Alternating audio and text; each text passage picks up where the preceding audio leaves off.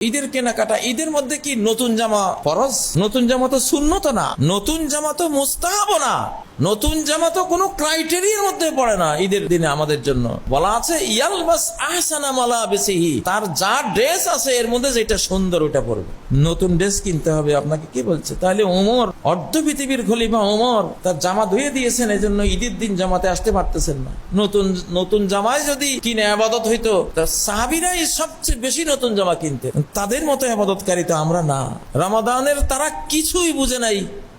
যারা শেষ দশকে মার্কেটে ঢুকে গেছে, দেখবেন তিল ঠাঁই আর নাই মার্কেটে।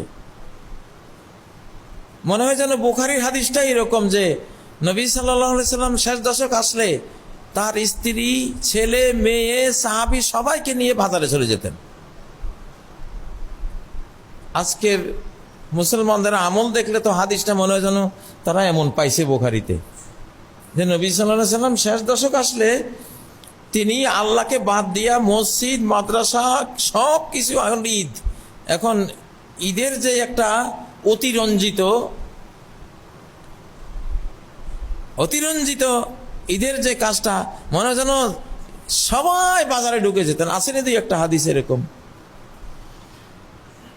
হাদিস পড়লাম সবাইরে নিয়ে মসজিদে ঢুকে যেতেন না। আমরা কি ধরনের উম্মত, আমরা সবাইরে নিয়ে বাজারে ঢুকে যাচ্ছি।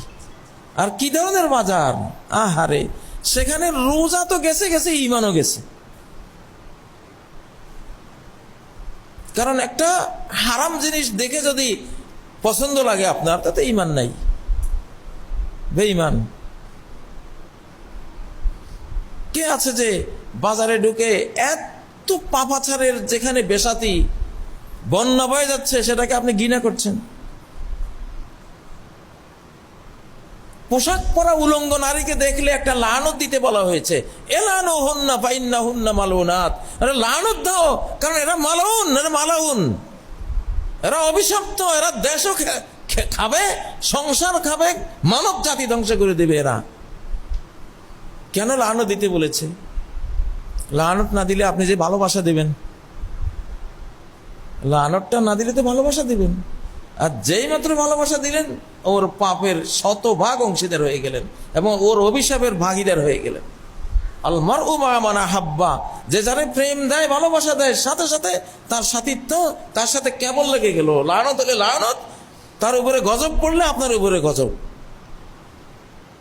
সে যদি ফাঁসিকি করে, কবিরা গুনাহ করে, আপনি কবিরা গুনার ভাগীদার হয়ে গেলেন।